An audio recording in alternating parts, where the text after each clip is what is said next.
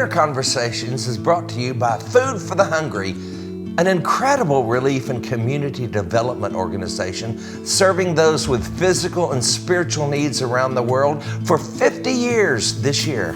Help us as we help our friends at Food for the Hungry save thousands of lives in Ethiopia today by considering a generous gift.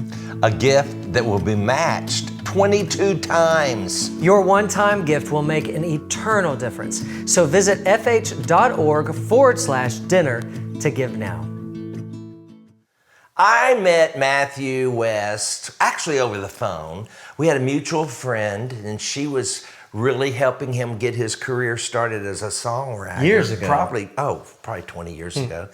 And we talked on the phone briefly, and he still remembers what I said. Because what happened was, we didn't talk about this in the interview, they were wanting him to use, his record label was wanting him to go into Christian as a way to go into secular. Oh, okay. And I said on the phone, I said, well, you can go, you can cross over as long as you take the crossover. And he remembered that. He still remembers that. And so, I remembered that. Yeah. I've heard you say that millions of times, but it's the truth. Don't go if you can't take Jesus.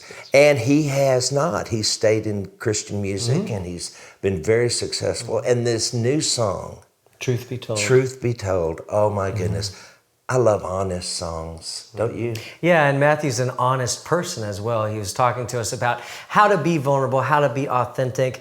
He talks about his history as what he would call being a professional Christian and really growing into having a relationship with God and beginning to discover his identity, not based on what he does, but just based on him being a child of God. It is a really, really fun and good conversation. And there's one seat left at the table, and it's yours. So let's join the conversation.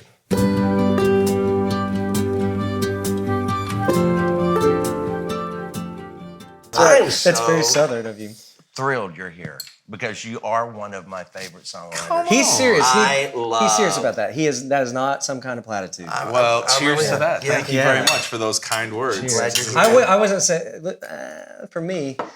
Well, thanks, Andrew. And I love the new song, which right now it slipped my brain again. Truth Be Told. Truth Be Told. I love it so much Yeah. that I don't know. Can't remember it. You are my Hey, you wait till you're 62. all the way. You got a few years to go, buddy. Thank The memory you. comes and goes. You Does do.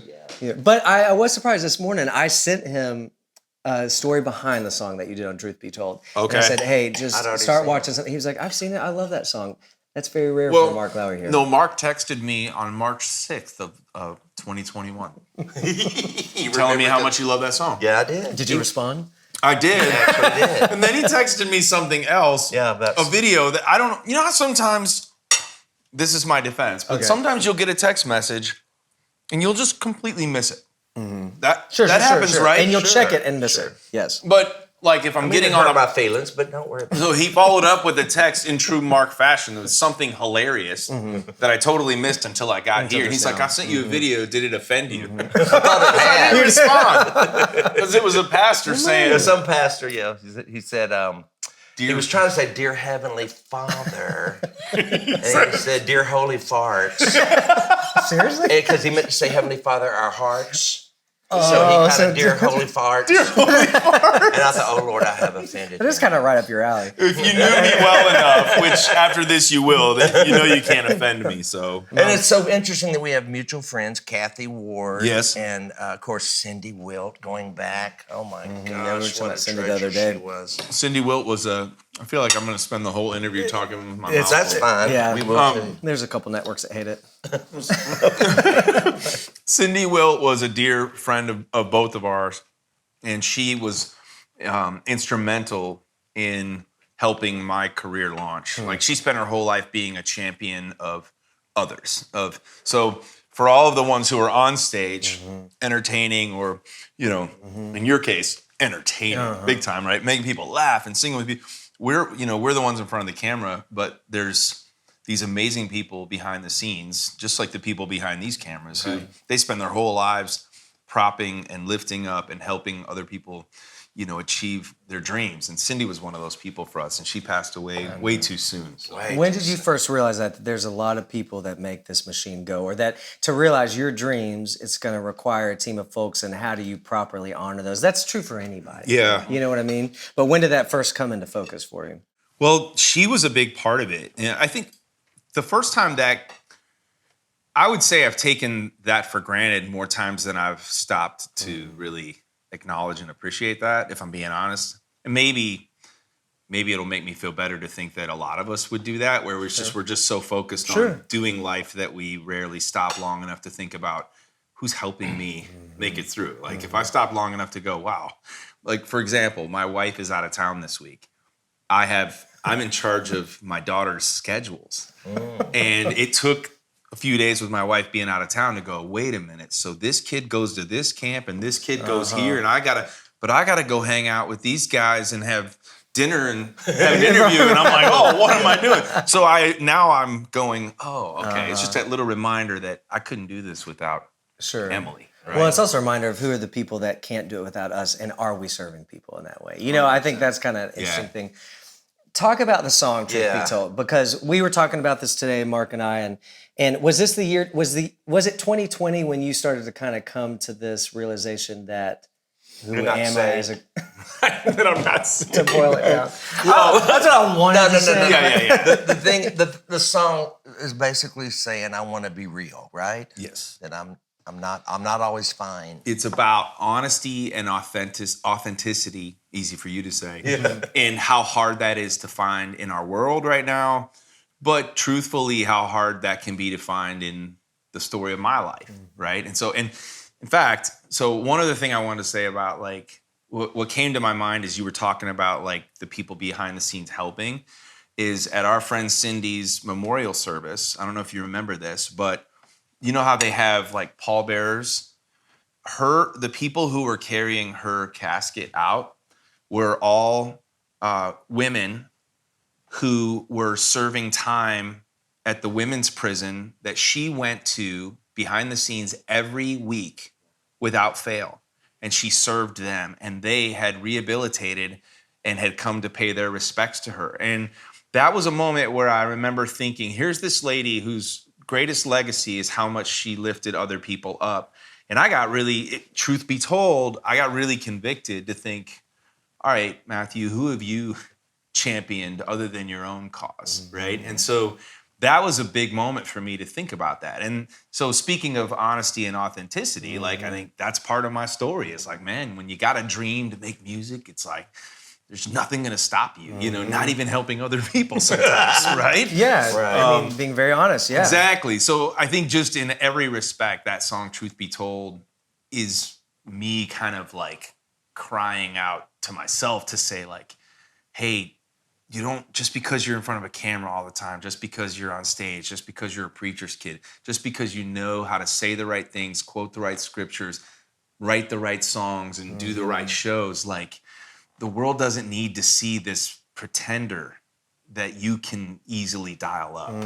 What the world's really going to be impacted by is an authentically flawed human being who's okay maybe not being put together all the time. How close is authenticity to exhibitionism? I mean, when you can't, when you're saying you can't expose. Well, I mean, Right. you It's can not also safe to share too everything, much. right? You Too can soon, share yeah. too much of yourself. With too many. Yeah. And one night. You have one night. You can't do major surgery in one night. You can do a little bit, little nip and tuck with the audience. Yeah. But if you were to, gosh. That's actually the name of my tour, the Nip and Tuck. Nip and Is Tuck. it? Yeah, it's funny. He is a fan. Oh my gosh. He is a fan. I was going to say, That is I am perfect. anointed. Well, yeah, it's a little Well, bit. no, seriously. How do you? Yeah, what level do you be authentic? You can't. I mean, how far can you go? I mean, when does exposing yourself to your audience, which is brilliant to do, when you show your scars, they'll show theirs, right? We know I was that. like, that's weird. Well, for instance, my dad was in prison. My dad at 76 went to prison. I Wow. couldn't get up and talk about that every night. It wasn't Because it was too appropriate. painful for Too you? painful for me, and and not there appropriate. was no solution. I don't like to talk about something till it's fixed. Well, the Okay, question so is that's what- a great point. Okay. Because I think here's what I'll find. This is what I've discovered in my songwriting is that it's way easier to wait until you've made it through a struggle in your life and then write about it looking back from the past tense, because you've seen Romans at work. You've seen how God, he did indeed work all things from the good. But I will also say that sometimes there's a surface level of communication of the gospel when you only write from the past tense by looking back and saying, look what the Lord has done, right? That's great. Yeah. But there's also something powerful about Paul saying, I pleaded with God like 3 times. Like the thorn is still in his flesh while he's writing the New Testament. I don't know what God is going to do. Yeah, that's my point exactly. But he never told us what the thorn told us what it was. So, and just like with the song Truth Be Told, like I'm not necessarily unpacking all the details. Because that's as an individual, here's the deal. You don't have to do it on stage, but songs. That's what we're here for, right? Well, but for unpack, brother. For individuals though to go like, hey, knowing the time and the place, right? And especially as people in front of a camera. Like, here's what I would say. This song tells the story of the guy who is supposed to always have all the answers, acknowledging, you know what, I need to see a counselor. I need, you know what, maybe professional help. Exactly. Like maybe having those, just being honest about the fact that like I don't have everything put together, that I freak out in the middle of a pandemic and wonder how I'm going to take care of my family, and that, do you know what I mean? And so I think there's power in being vulnerable in the way that you communicate your message. But there's also a time and a place. And I think in everybody's life, you've also had those conversations with people. Sometimes people come up to you at a show and say, hey, nice to meet you. And then just like spill the deepest, darkest secrets of their life. And it's like, that's not the point either, right? Yeah. The point is to realize that God is uniquely going to work all things for the good in your life. And so I'll give you a great example. Like a woman named Jenny.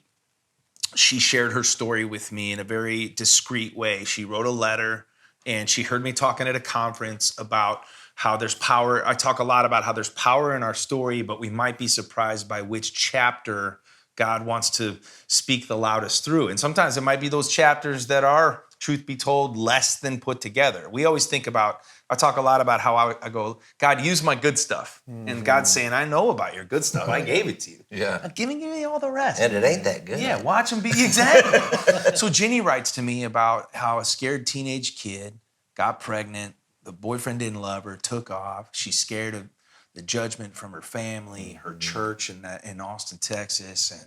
And so she decided to take care of her problem. Right? And she chose to terminate a pregnancy. And it's haunted her for all these years since, right? She'd been married for 27 years, never told her husband. Wow. But deep down, there's this part of her story that just, when I was talking at that conference about your story, there was something that brought that way up. Yeah. And it was something she dealt with every single day. So she decided to just tell me about it, right? So I wrote a song for her, and I called her. She didn't expect me to call her. Right. And I said, why, of all people, would you share your story with me? And she said, well, I never thought you'd actually read it. I just needed to set that secret free. Wow. And she said, but she started crying. She said, but I'm glad you did, because secrets are a heavy thing to carry. And I thought, well, there's power in that. Now, here's where the story gets really good.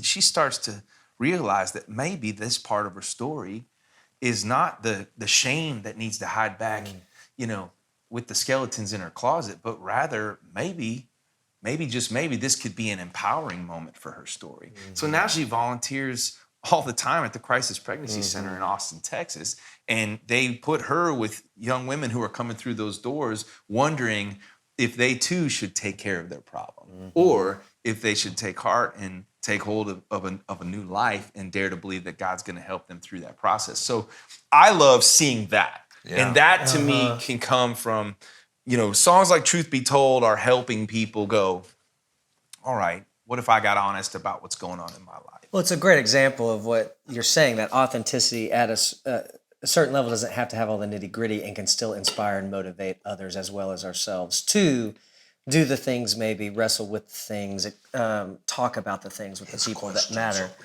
So I eat while Well, he I'm asks. actually having a conversation, but so My answers are real long. So No, you when guys I can answer, No, we love you them. eat. that's right. That's right. So it's a shared experience. But the identities we hide behind, like you think about Jenny, this woman, and probably the identity of kind of shame or even that abortion became her identity even secretly.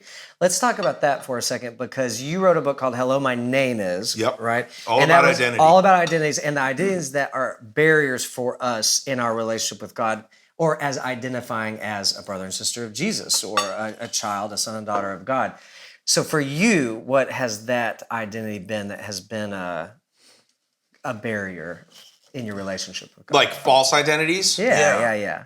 To your true, Well, okay, so to the true identity. Yeah, so what's interesting is the song "Truth Be Told" was normally like my song ideas inspire my book ideas, but I was writing a chapter about the false identities and about authenticity, really. And I one of the chapters was talking about "Hello, my name is Pretender," and I talk about my upbringing as a preacher's kid and this ability that I had at a very young age to kind of put on a show, right?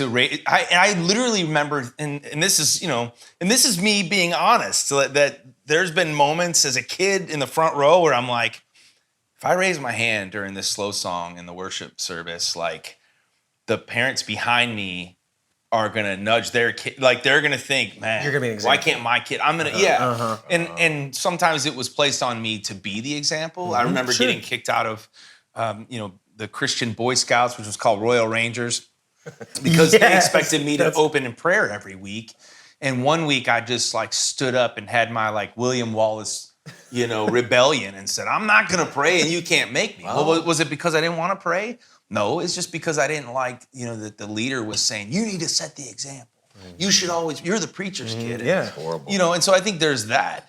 But so as far as me, like that chapter that I was writing wound up inspiring the song Truth Be Told. I'm going, okay, let me start to peel back some of my own layers. Like, what am I? And I think a lot of times for me, it's like the fear of failure. Like I've done a lot of digging into the Enneagram, which I used to think was like, I was like, what is that? Sure. I don't know, what's going on? Is this Some of our viewers can tell me what they think about it. That. You think it's weird? Why am I old? I don't understand it. It just, I yeah. love it. I love I don't it. get it. Well, I'll tell you what. He's not of that threshold. But some, I don't know what that means either. I don't know either. some of it felt like it was reading my mail though. Really? And when I discovered, like, when I read a certain number, so it was like the number 3, and I read that description of like, I was like, okay, this is the performer. This is the guy who, he's desperately afraid of being a failure or like, and not like if he has a number 1 song, he's convinced that it's going to be the last number 1 song. And so he's got to work even harder, right? And then just this relentless. And I think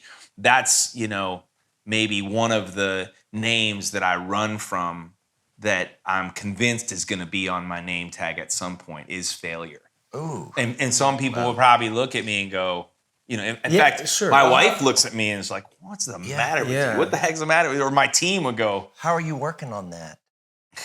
I don't know. I think I just need to sit here and talk with you Yeah, guys. yeah. Well, I'll give you a great example. So I'll never forget. I got a text message. This was years ago.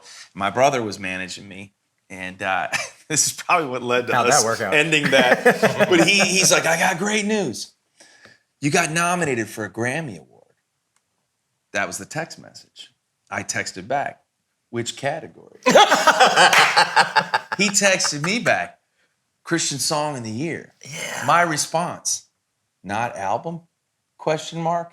His response, what the what's wrong with you? I quit. But I think that's been a struggle for me, and Interesting. it's not because I'm ungrateful. I think there's just something deep. It's like hard to relax and just receive it Who for are a you minute. competing with? I mean, Bill Gaither told me one time, I've really only ever competed with myself. Now, I don't know if that's really true or not, but he tries to outdo himself. Is that what? Well, Is that's there kind of what anything you're wrong talking with about. that? I mean, you want to outdo your last album, and But if it is that never bad? stops, I think for me, the challenge is, why is it so hard for me to rest in my God-given identity And what's interesting is like when you listen to a lot of my songs, like even like you mentioned my book, Hello, My Name. This is a book about identity. It's one of the biggest songs of my career is about taking hold of the most significant title you'll ever have, which is 1 John chapter 3, verse 1. How great is the love the Father has lavished on us that we should be called children of God, and that is what we are. It's easy for me to preach that from the stage, but it is so hard for me to rest in that off stage, to go like, I'm never a failure in God's eyes, but like, so whether I'm competing against myself, like Bill Gaither used to say, or other artists or whatever, I don't know. I would say if anything, it's probably I'm trying to outrun that word getting on my name tag. And the enemy, when I'm feeling weak, like Satan will try to make me feel like, no, that's, and that can be failure career-wise, that can be failure in terms of my spiritual life, right? I mean, I'm the guy who, like, I'll beat myself up if my goal is to, we were talking about reading the Bible through from top to bottom. Like, I'll count the days that I'm reading in a row, but if I miss a day, it's over. Then I'm like, it's like, that's why I sing so many songs about grace, because I rarely give it to myself, and that's a struggle for me.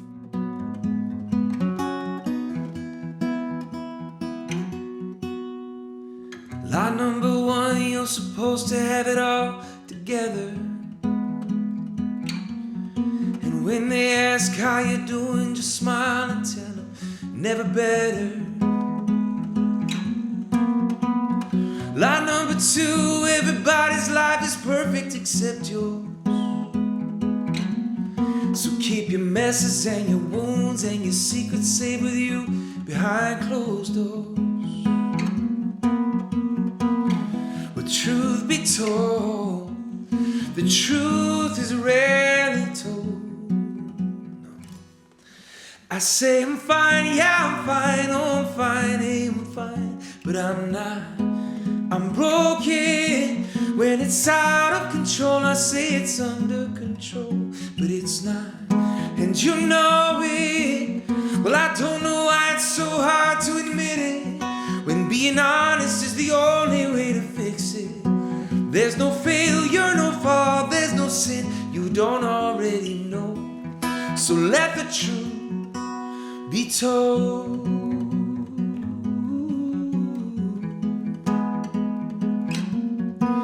There's a sign on the door, says come as you are, but I doubt it.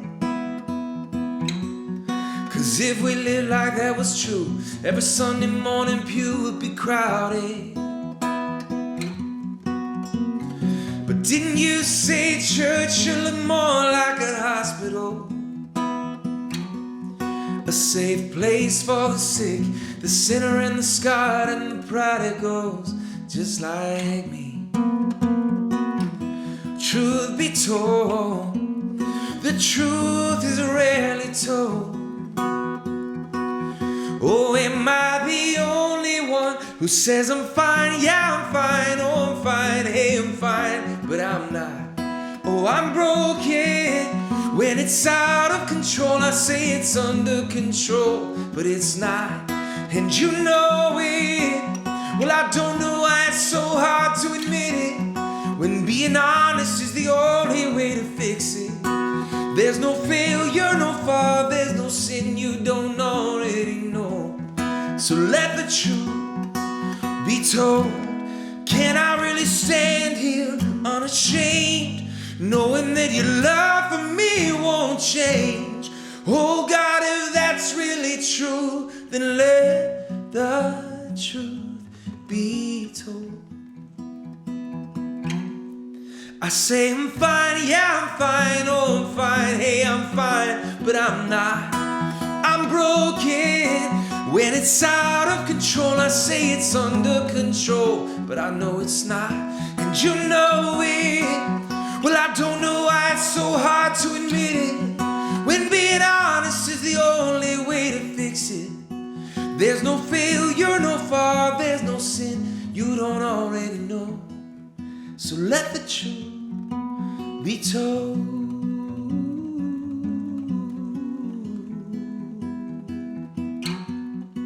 There's no failure, no fall, there's no sin you don't already already know. So let the truth be told.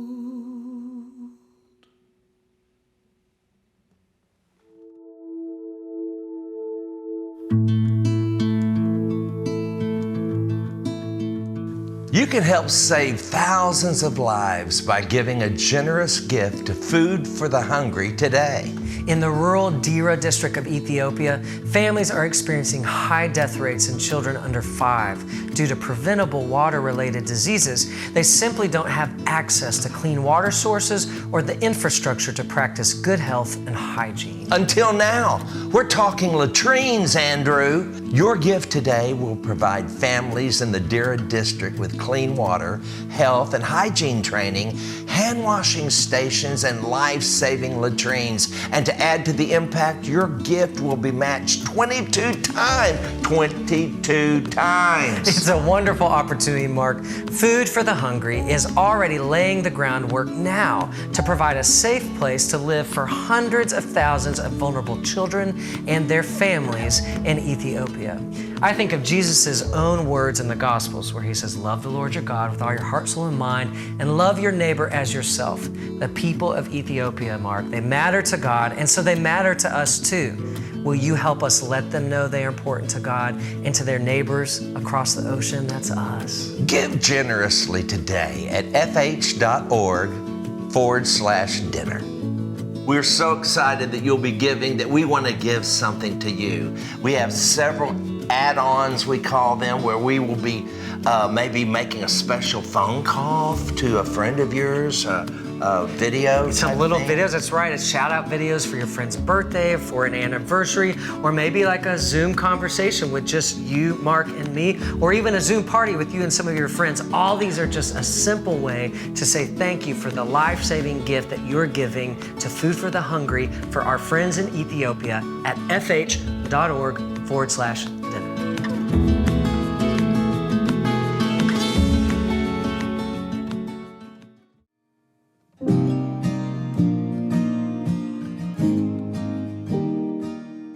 The Bible is the foundation of our theology. We would not know of Jesus if it weren't for the Bible. We wouldn't know about grace. We wouldn't know about how God cares for us. And there is a new Bible out called the Abide Bible.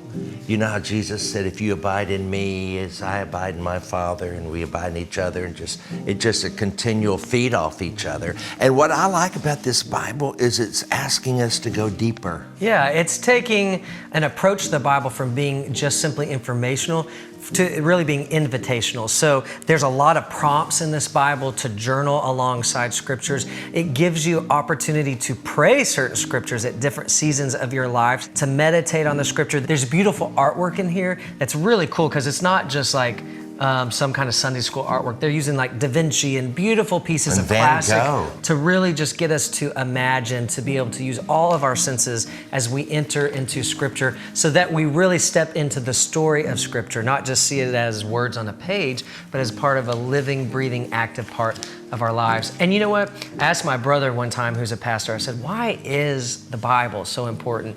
And he said, exactly what you said a second ago, because it is the greatest written revelation of who God is. And so it gives us the opportunity to know God, but also to be a part of God's story. That's the Abide Bible. So go to abidebible.com to get your copy today.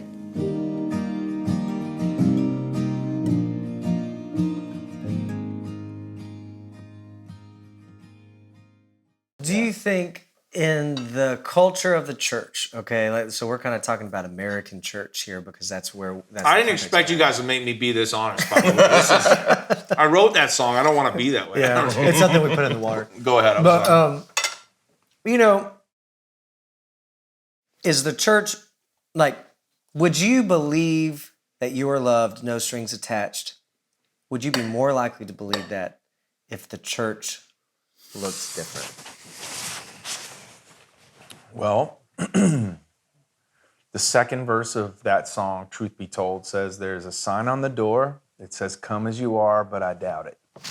Because if we lived like that was true, every Sunday morning pew would be crowded. those words pack a little bit of a punch or a dig even. And so I don't know that I can blame the church for. Well, we are the church. We are. Yeah. So it's we must have done that.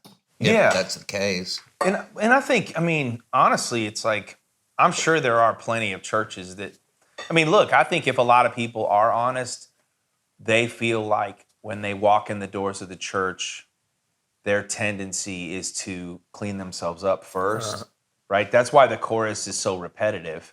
Like, and when I talk at my shows, in fact, last night we were just rehearsing for our summer, and I was kind of going through, like, how do I want to communicate this message at the end of the night? And it's like somebody in the crowd saying, you know, coming into church and saying, no, I'm fine. I'm not battling depression. I'm fine. No, I'm fine. My marriage is fine. It's not on the verge of divorce. So I'm fine. This addiction is not an addiction. It's, you know what I mean? It's these things that, I don't know. It's like the church should be the place where you know, can come Just with your call like it is, brokenness. right? Yeah. But I do feel like there is, whether it's brought on by the church itself or just how the enemy plays tricks on our minds, like there's this feeling that maybe you can't really come as you are. Well, is that also an indicator that maybe those of us going to church don't believe what the church is or who the church is, meaning Jesus? Like maybe we don't actually believe that God is enough, you know, that that is the beginning and the end, you know. Maybe we actually do believe that we're such a huge part of that, you know, our own salvation. And also, your career, especially if your career, and I just took a bite before I did this, but if your career is the standard of whether you're a failure or not, if you're number ones, if you're careers do this. Exactly. They do, you know. Exactly. Life does that. And right? so, life does that. So I don't know where along the way I just gave up. I mean, not gave up, but gave up on that race. I said, I'm taking myself off this carousel. So how did you do that? Just because this is an opportunity for me to go, okay, I mean, if there's something to achieve in Christian music, in entertainment, in all this stuff, you've done it and do it continually. Well, but I do it at my own pace now. But have you ever struggled with the thoughts that I have of going like you're only as good as your last sold out show or your last 44 once? No, but was it as easy as going, I'm taking myself off that treadmill? It was at a certain age, like 2 years ago. Well, the year before the COVID, I took the year off. The COVID, that's his the age. COVID. Yeah. I like that. The YouTube. And I took it that whole year off. I just missed God by 1 year. I should have taken the next year. It'd been easier. But I had the best 2 years. I loved the plague. It didn't bother me a bit. Just because I was in my lazy boy. I mean, that's also a place of privilege. There's not a lot of people who can say true. they can. Well, I will say that. I know what you mean. But the thing is, you got children to raise. You're young. I've never had a child. Don't understand that pressure, but I can imagine, you know, when the whole world shuts down and you got babies to feed. Yeah. Mm-hmm. Yeah. Well, and I just think what's interesting to me is I don't want my kids to see in me that like, so here's the message that I'm all about with my kids. If there's something that I feel like I'm knocking out of the park as a dad, I will proudly say that like, I make my kids know that in my eyes, win or lose, they are nowhere near the word failure. Like they can do anything, they can accomplish anything. They are they're a success in my eyes before they even walk out the door. Father looks at you. Exactly. And you know what? Here's something I don't know this. You can cut this out of the tape because I've said it a million times, but it's so true. The pot doesn't get to tell the potter what the pot's worth. He thought you were worth dying for. And how rude not to agree with him. Right. How rude. Your finger's a little close to my face right now. He's like, you're like receiving it but looking at me. I'm like, is he gonna pick my nose right now? When it dawned on me. Well, life of the beloved by that'll Henry preach. Allen. The life above. Showed me that when I walk in the room, he's watching everything I do, not so he can step on me, because he loves me so much he can't take his eyes off of me. And that's the thing. And you love your No, children you're more exactly than right. God Well, and who loves you. speaks that to you? Is that your wife? Is that your like Right. You know, and like, what does your wife say about that? That's what I'm curious. You know, someone who's been Well, y'all I been just together. wonder how many people, like, because I think we all in our professions, like, we're trying to tell the world how much Jesus loves you and how, like, what you just said to me, like, that is something like I gotta receive that, and I love hearing that and that reminder, and that's exactly what I'm gonna get on stage in Iowa in a few nights and say to the people. But how many people on stage doing that are walking off having a hard time believing that in their own lives? And maybe that's the full circle of the meaning of the song Truth Be Told. It's just saying, Lord, search me, know me. Like, I want to be able to receive the same messages that I'm sending to the world. Yes. And I think, isn't it just like the enemy? Isn't it just like the father of lies to go right at the messenger with the antithesis of the message that he or she is delivering to And the if you people? know that's coming, usually on Monday after a great weekend, you can prepare for it, Yes. right? Yes. And you can remind yourself, I'm the image of God on legs. Yeah. You know, I remember sitting behind Jerry Falwell when I was at Liberty at a basketball game, and his redheaded boy came walking on the other side of the arena, and I saw Jerry Falwell's head turn off the game and follow that boy all across that arena. And I remember thinking, he's not watching him to see if he's going to mess up. He's watching him because his image walked in. The apple of his eye walked in. And I have to believe I love that. God is that crazy about us if he's the perfect father. The reason why you love your children, it's a broken image of what God thinks of you. That's right. Yeah. And you just got to remind yourself. And don't you think the more you tell that audience, the more you believe it? Oh, 100%. Yeah. But here's the thing too, is like, if my daughters see in me the inability to, like, if they see in me this drive, because it's funny, I was saying to my daughter yesterday, my oldest daughter, I was asking her, I was like, what are some of the things that I do that encourage you?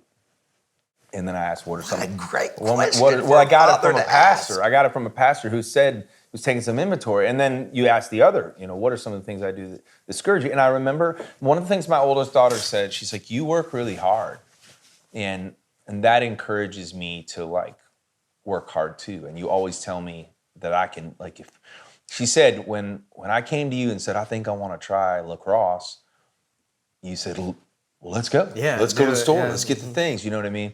But one of the things she commented was how hard I work. And I just want my work to be coming from the right, like, motivation from the right place. You know what I mean? And only me and God will know, because a lot of people will applaud. They're like, man, how do you find enough time in the day? And that's one of my Enneagram numbers, like, strengths, is like, we get stuff done. Yeah, right. Like, I get stuff done, dude. Like, That's I mean, cool. but that can also be coming from this, am I running to all the things I'm getting done, or am I running away from this name tag that says failure on it because I haven't fully embraced what God says about, or as you said, the potter, I love that. But to even be aware at this stage of your life that you are running from something when you're thinking through that failure perspective, I think there's a lot of people in the world who never take a moment or take the time or are encouraged to step back a second and go, why am I spinning like this? So even that awareness is a huge beginning. It's a huge step, and it's a huge example to your family, Well, songwriting can be like, I wonder if you feel like that's from the stage. Like, I do feel like a lot of times I'm writing the songs that I need.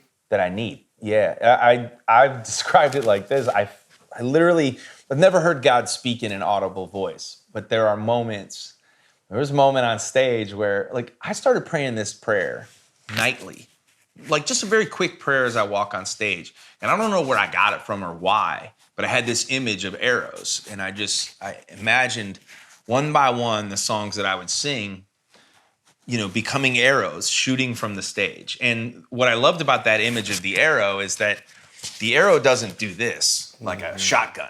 The arrow has a very finite focus and aim. It's going towards a target, and it may be towards Ginny, right? It may go straight for Ginny. It may not be for the person next to Ginny, but that other song may have an arrow focus, because that's how involved in the details God is. And so I would pray this every night, like, turn these songs to arrows, you know? And what's crazy is I'm on stage one night and I was singing a song. I know exactly, it was a song called Only Grace. And the word grace is in more of my songs than any other word. And I've done the research. And I felt like the Lord say to me, Matthew, you asked for arrows, but I gave you boomerangs. And I remember just being struck from the stage going, in other words, he was saying, It's for these you. are for you. Yes. Don't get to the end of your career and you missed that the songs you were singing were for the singer. Well, what if someone were only for that? What if they were only for you? What if that Just like interaction Jenny, with You're the- killing that audience you know. with them. They're just for you. The audience is like, get out of here. That's why I never resonated. No, I'm just kidding. That's funny. Did you know that at dinner-conversations.com we have a store? We have been around long enough to produce products. That you want. You want this, a Dinner Conversations mug to hold your 8 ounces of coffee in the morning or not less. big. And then one, if you want to look at us, see how intellectual I look with my glasses. You look like you're judging me. Well, I am. It gives me that intellectual look. We also have DVDs full of all of our episodes and a bunch of bonus content you can't find anywhere else. We've got the season 1 DVD with all kinds of guests like Sandy Patty and Shonda Pierce and Point of Grace. And we've got this season 2 DVD set. I mean, these are tons of discs. Kathy Lee Gifford, Montel Jordan, Scott Hamilton, Amy Grant, and you know what else we have? What? We have the songs from the set CD where we sing a little bit together, but also you'll hear a lot of songs from people like Russ Taff and the Isaacs, some of our very favorites. You can find all of that at dinner-conversations.com.